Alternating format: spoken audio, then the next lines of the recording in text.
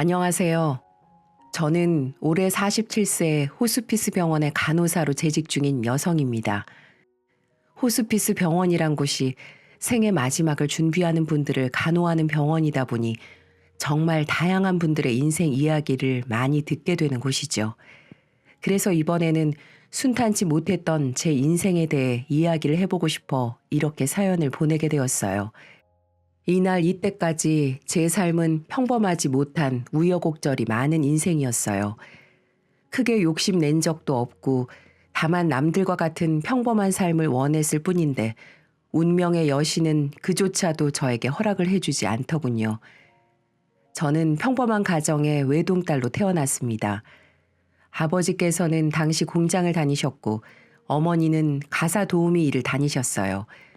외동딸이다 보니 부모님의 사랑을 독차지하면서 풍족하진 않지만 여느 다른 가족들처럼 평범하게 소소한 행복을 느끼며 살아가고 있었습니다.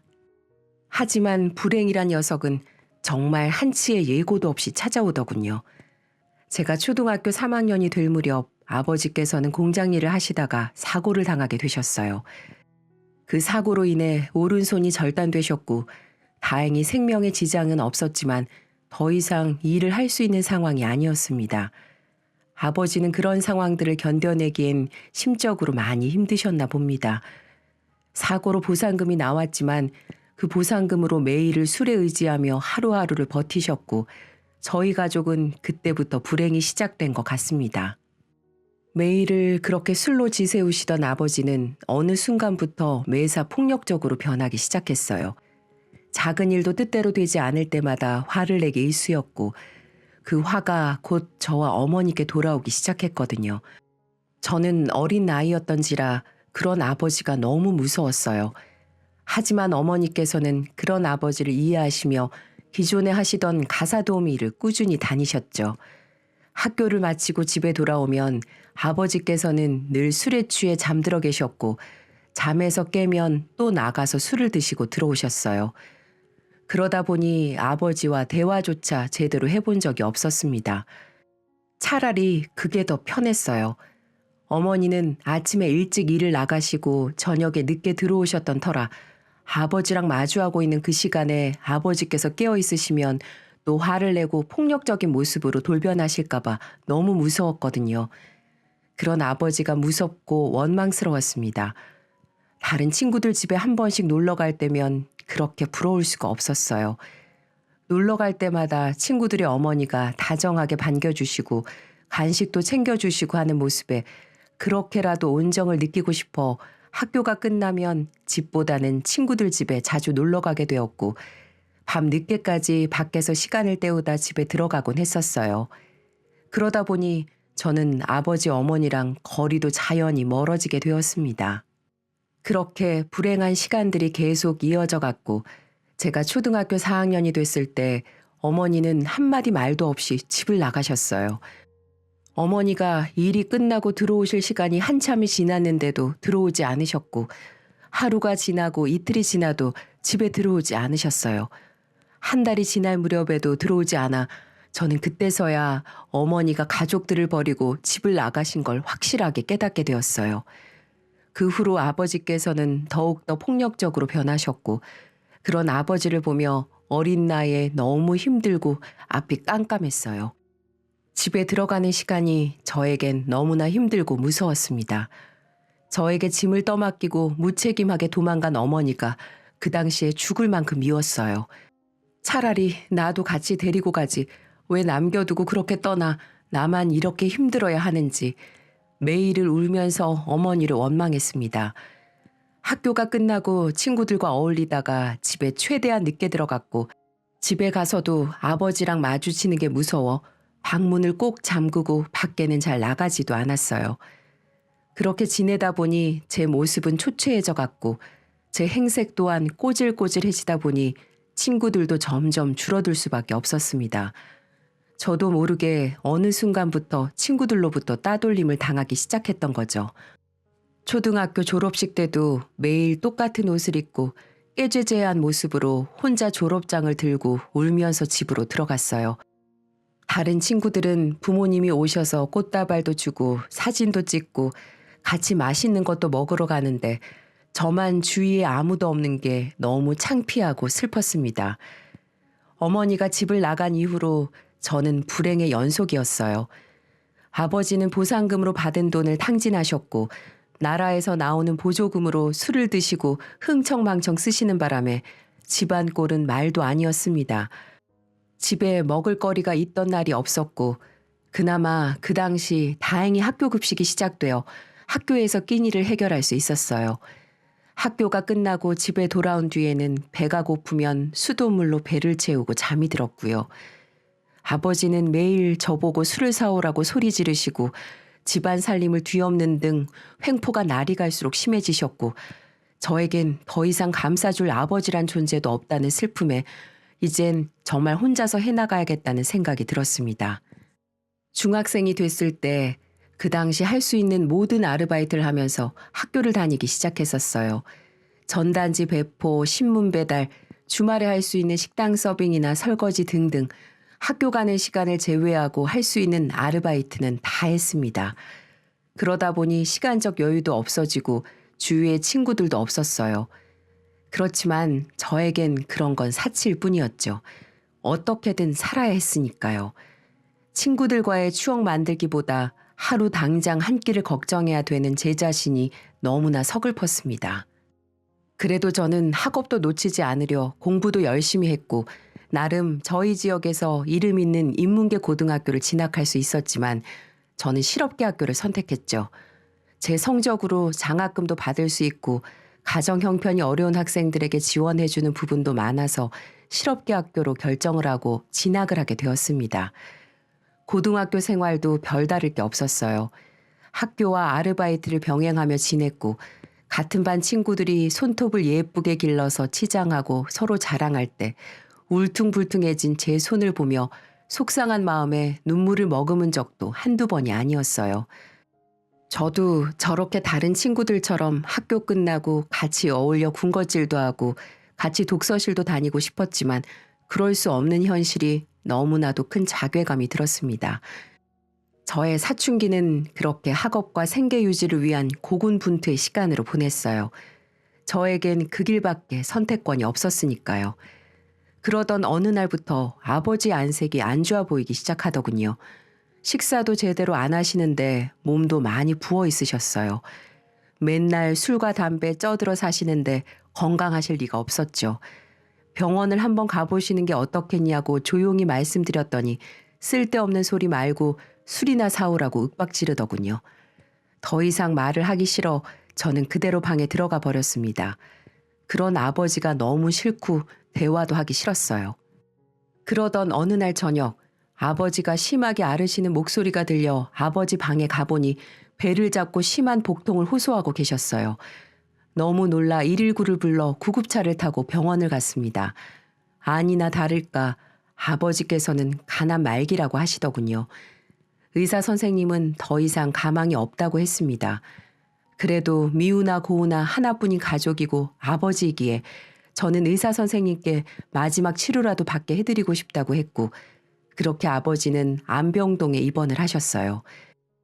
그렇게 지금까지 아르바이트를 하면서 조금씩 모아둔 돈도 병원비로 다 쓰게 되었고 알바를 하면서 버는 돈과 아버지 앞으로 나오는 보조금 또한 병원비로 다 충당을 하고 있었어요. 그러다 보니 제 생활은 완전히 깨져버렸죠. 몸이 안 좋아서 걷기도 힘들 때도 억지로 아르바이트를 하러 가야 했고 너무 배가 고파 식당 서빙을 할 때 눈치 보면서 남은 음식을 주워 먹어가며 살아야 했습니다. 하루하루 죽고 싶을 만큼 괴로운 나날들이 지속되다 보니 아버지가 그냥 빨리 돌아가셨으면 하는 나쁜 마음을 먹기도 했어요. 결국 아버지는 3개월을 채 넘기지 못하고 돌아가셨어요. 제가 나쁜 마음을 먹어서 그렇게 된 건 아닌가 마음 한켠에 죄책감을 지울 수 없었습니다. 이젠 정말 세상에 저 혼자라는 생각에 많이 우울해졌고 성격도 비관적으로 바뀌고 있었죠. 불행의 연속이 계속되다 보니 몸도 마음도 많이 지쳐만 갔고 그때마다 저를 버리고 가신 어머니가 많이 원망스럽고 미웠습니다. 그렇게 저는 남들이 다 가지고 있는 학창 시절의 흔한 추억거리 하나 없이 절망과 고통 속에서 학창시절을 보냈고 고등학교를 졸업하자마자 대학은 생각할 겨를도 없이 공장에 취직을 했습니다. 주야 2교대로 근무하는 공장이었고 저는 조금이라도 수당을 더 받을 수 있는 야간조로 취직을 했어요. 그렇게 1년 정도 공장에서 일을 하다 어느 정도 돈을 모은 다음 제 꿈이었던 간호사가 되기 위해 공장을 그만두면서부터 대입학원을 다니기 시작했어요. 늦게 공부를 다시 시작했던 터라 남들보다 정말 열심히 공부를 했습니다. 다행히도 시험 성적이 나쁘지 않아 간호전문대학교에 남들보다 늦게 들어갈 수 있었고 몇 년 뒤 면허증까지 취득을 해서 정식 간호사가 될 수 있었어요. 그렇게 전 한 병원에 취업해 일을 하기 시작했어요. 일은 많이 힘들었지만 적성에 맞아서 꾸준히 간호사 일을 하게 되었어요. 그러다가 말기암 환자를 돌보는 안병동에서 근무를 하게 되었습니다. 돌아가신 아버지에 대한 아쉬움과 죄책감에 더욱 마음이 갔던 것 같아요. 안병동에서 근무를 한 지 1년 정도쯤 되었을 때 아는 분의 추천으로 시설이 좋은 고급 호스티스 병원으로 이직을 하게 되었어요. 경력도 있고 능력도 어느 정도 인정을 받아 괜찮은 대우를 받으며 간호사 생활을 이어가게 되었습니다. 저도 좋은 기회라 생각해서 열심히 했고요. 그렇게 시간이 흘러 저도 마음 한켠에 자그마한 여유가 조금 생겼을 때쯤 같은 병원에서 근무하던 지인의 소개로 남편을 만나게 되었어요. 묵묵하고 성실한 성격에 반해 결혼을 하게 되었고 남편도 저처럼 가족이 없어 저희는 서로 아껴주며 열심히 살았어요. 남편을 쏙 빼닮은 아들 하나와 저를 닮은 예쁜 딸 하나를 낳았고 우리 가족의 행복을 위해 남편과 저는 더 열심히 살아가고 있었습니다. 그렇게 서로 아껴주며 열심히 살아가고 있던 어느 날 첫째가 5살, 둘째가 3살이 되던 해 남편이 그만 교통사고를 당하게 되었어요. 퇴근 후 집으로 돌아오던 남편을 졸음운전하던 트럭이 덮쳐 크게 사고가 났다고 했습니다. 근무를 하던 도중 그 소식을 듣고 부랴부랴 병원을 찾아갔을 때 남편은 의식이 없는 채로 중환자실에 있었고 저는 정말 하늘이 무너지는 것만 같았죠. 남편은 추돌로 인해 척추에 손상을 입어 사지 마비 판정을 받았습니다. 청천벽력 같은 소식이었어요. 눈물밖에는 나오지 않더군요. 남편같이 좋은 사람 만나 천사 같은 아이들과 이제야 소소한 행복을 느끼며 살아가고 있는 저에게 왜 불행은 예고도 없이 찾아와 절 이렇게까지 괴롭히는지, 늘 불행을 안고 사는 저 때문에 남편이 그렇게 된 것 같아 죄책감에 괴로움을 감출 수 없었어요.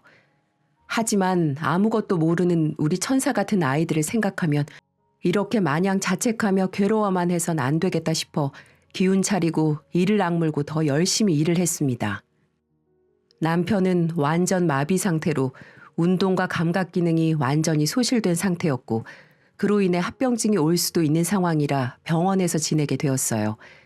남편의 곁을 지키며 보살피고 싶었지만 계속 들어가야 하는 병원비도 그렇고 아이들을 키워야 했기에 어쩔 수 없이 남편을 많이 보살피지 못하고 일을 계속해야 했어요.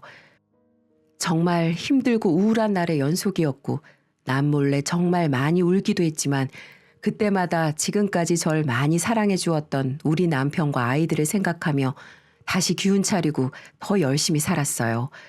저를 버린 엄마를 찾아보고 싶다는 생각조차 못할 정도로 바쁘게 살았네요.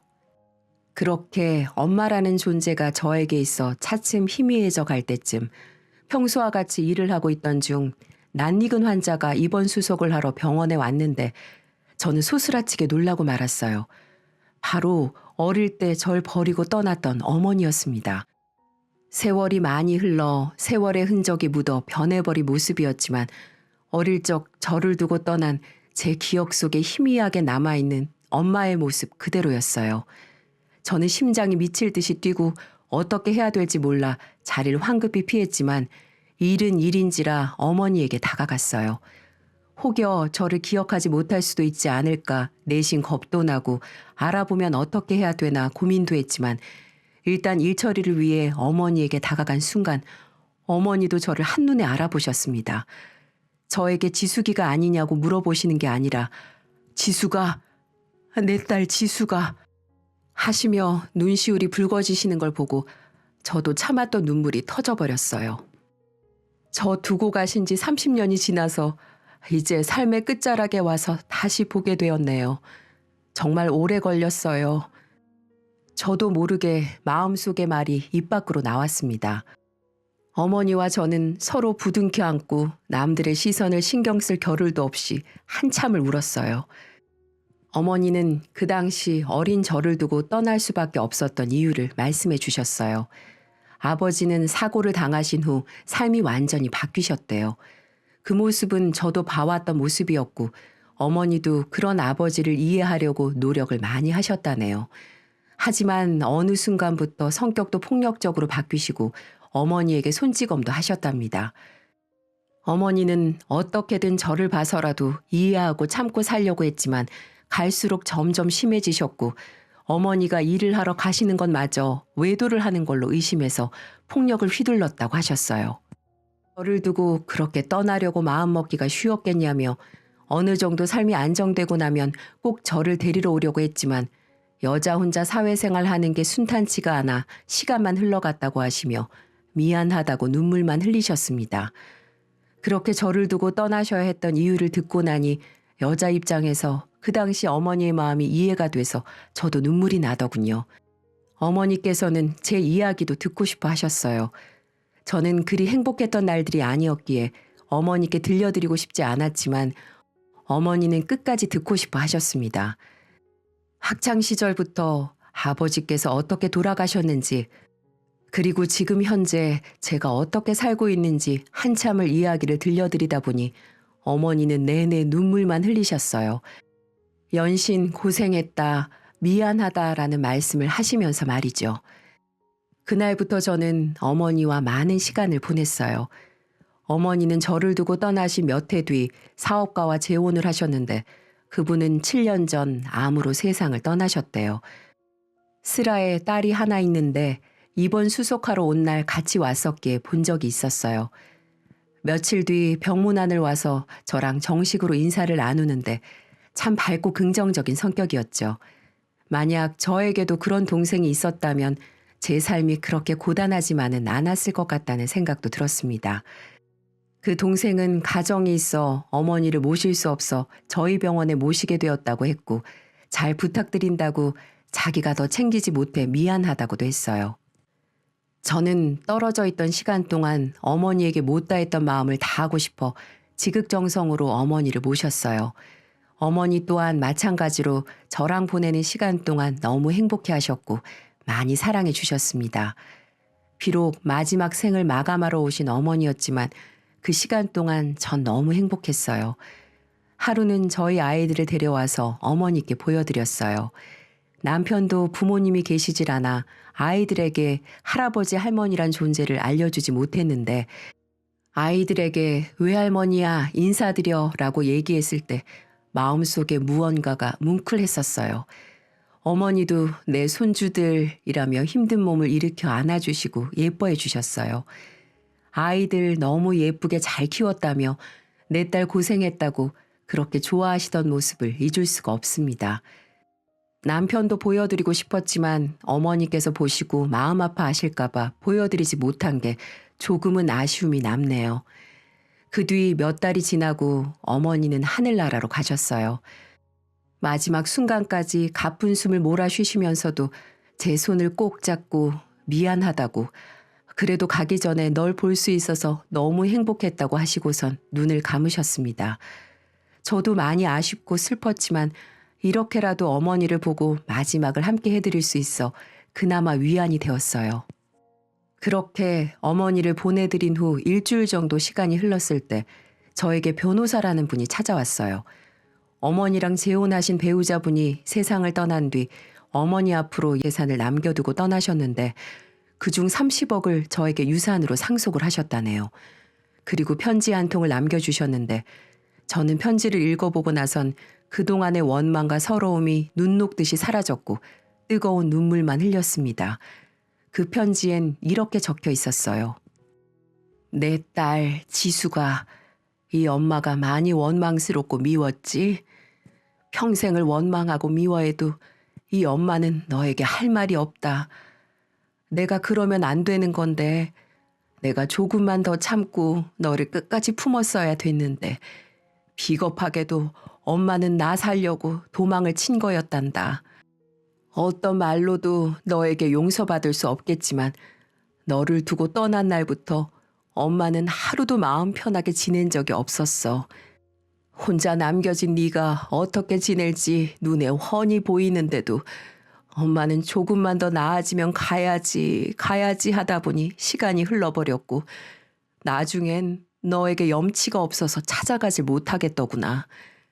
나만 행복하게 살고 있는 것 같아 너무 죄스럽고 마음이 편할 날이 없었어.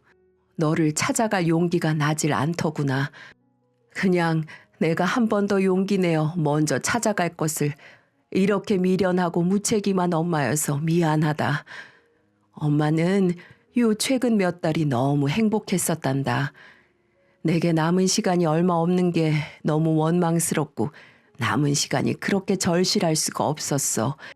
그게 바로 내 딸 지숙이 너 때문이었단다.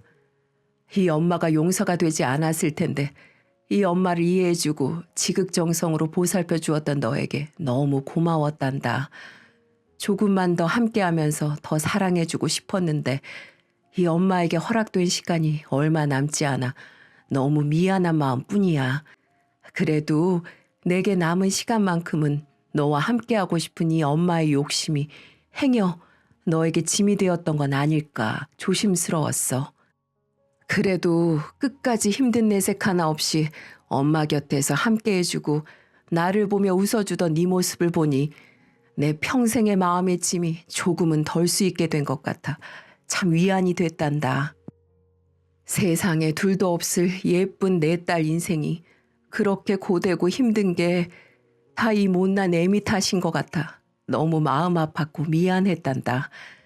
그동안 사는 게 많이 힘들었을 텐데 그래도 포기하지 않고 열심히 살아준 너에게 너무나 고맙고 네가 대견하구나. 세상 어떤 걸로도 내가 너에게 용서받을 수 없겠지만 내 딸이 남은 시간 동안 조금이라도 자신을 위한 인생을 살았으면 하는 바람으로 엄마의 마음을 전하는 거니까 부디 사양하지 말고 받아줬으면 좋겠다. 이걸로 용서를 바라진 않을게. 못난 엄마를 평생 원망하더라도 부디 희망 잃지 말고 너는 아이들에게 나 같은 엄마가 되지 않길 바란다. 전에도 그렇고 이번에도 널 남겨두고 먼저 떠나지만 우리 지숙이는 남은 인생 불행이 아닌 행복하게 살고 오길 바래. 그리고 우리 나중에 다시 만나는 날에는 그땐 힘들었던 일들보다 행복했었던 날들의 이야기를 들려줬으면 좋겠구나. 염치 없지만 다음 생에도 내가 꼭 우리 지숙이 엄마가 되어 이번 생에 못해준 사랑 주면서 평생 품고 살 수 있게 다음 생에도 내 딸이 되어주겠니? 엄마는 꼭 그랬으면 좋겠다. 정말 짧은 시간이었지만 너를 만나고 가게 돼 너무 고맙고 내겐 너무나도 소중한 시간이었다. 너에게도 조금이나마 이 엄마의 마음이 전해졌으면 좋겠구나. 많이 미안하고 사랑한다. 내 딸 지수가. 한 글자 한 글자 온 힘을 다해 진심을 담아 써내려간 편지 한 장에 어머니의 심정과 마음이 뼈저리게 느껴져서 눈물이 멈추질 않았어요. 그렇게 저는 그 편지를 받고 얼마나 울었는지 모릅니다. 진심 어린 엄마의 편지를 받아들이면서 엄마가 저를 평생 잊지 않고 살아왔다는 사실에 너무 고맙고 감사했어요. 절 찾아오지 않았던 그런 건 문제가 되지 않았습니다. 절 생각해주는 마음을 간직하고 계셨다는 게 제겐 중요했습니다. 그렇게 전 엄마를 납골당에 고이 모셔드리고 기쁜 일이 있거나 슬픈 일이 있을 때 엄마를 찾아뵙곤 한답니다. 엄마가 내게 남겨주신 편지는 저희 거실 액자에 걸어놓았어요. 혹여라도 내가 남편과 아이들에게 엄마로서 본분을 다하지 못할 때 엄마 편지를 보면서 마음을 다잡으려고 말이죠. 지금도 하루하루 살면서 제게 큰 힘이 되어주고 있습니다. 그리고 엄마가 재혼해 낳은 이복 동생도 지금은 친자매처럼 지내고 있습니다. 처음에는 어색했지만 워낙 성격이 활발한 탓에 금방 친해질 수가 있었네요. 그리고 뒤늦게 안 사실이지만 엄마가 제게 유산을 남기고 변호사를 만날 때 동생도 옆에 같이 있었다고 하네요. 보통 유산을 뺏길 걸 생각하면 절대 안 된다고 했을 법도 한데 동생은 모든 걸 엄마 뜻대로 하자고 했다고 했습니다. 단지 인생에서 만났을 언니를 늦게 만났을 뿐이라면서 엄마 피가 섞인 자매인데 공평하게 나누는 건 당연하다고 말을 했다고 하네요. 너무 고마웠습니다. 요즘 세상에 이렇게 착한 사람이 있나 생각이 들 정도였어요. 그래서 지금은 시간 날 때마다 같이 만나 취미 생활도 하고 서로 가족들을 보여주며 친자매처럼 아주 잘 지내고 있습니다. 엄마가 저 혼자 이 세상에 남아 외로울까봐 제게 동생을 주신 것 같아 요즘 너무 든든하고 행복하답니다. 그 이후 전 엄마가 주신 소중한 돈 때문에 남편을 시설이 좋고 더 큰 병원으로 옮겼습니다. 아직은 남편이 크게 좋아진 건 없지만 저는 남편 옆으로 가 엄마의 존재를 알려주며 모든 상황들을 얘기해 주었어요. 당신만 일어나면 우린 이제 돈 걱정 없이 아이들과 잘 살 수 있다고요. 직장은 그만두지 않고 계속 다니고 있습니다. 저는 제가 하는 일에 자부심도 느끼고 있고 이 일을 하면서 많은 사람들의 인생을 마무리하는 과정을 통해 배울 점과 느낀 점도 많았고 무엇보다 어머니와 짧지만 소중한 추억이 있던 곳이라 앞으로도 제가 일을 할 수 있는 동안은 계속 다닐 예정입니다. 마지막 짧은 순간이었지만 저에게는 너무나도 값지고 소중한 시간이었어요. 마지막 가시는 순간 끝까지 제 손을 잡고 계셨던 어머니의 따스함이 아직도 잊혀지지가 않습니다. 신은 견딜 수 있을 만큼의 고통만 준다고 하는 말을 저는 믿지 않고 살던 사람이었어요. 제 인생은 늘 불행의 연속이었으니까요. 하지만 고통이 반복되더라도 견디고 살다 보면 언젠가는 행복하고 소중한 순간이 한 번은 찾아오게 되는 것 같습니다. 이 사연 보시는 여러분들도 하루하루를 소중히 생각하면서 사시길 바랄게요. 불행도 그렇지만 행복도 예상치 못한 순간에 찾아오거든요. 추운 날씨 다들 감기 조심하시고 늘 좋은 일만 가득하시길 바랍니다. 지금까지 우여곡절 많았던 제 이야기 들어주셔서 감사합니다.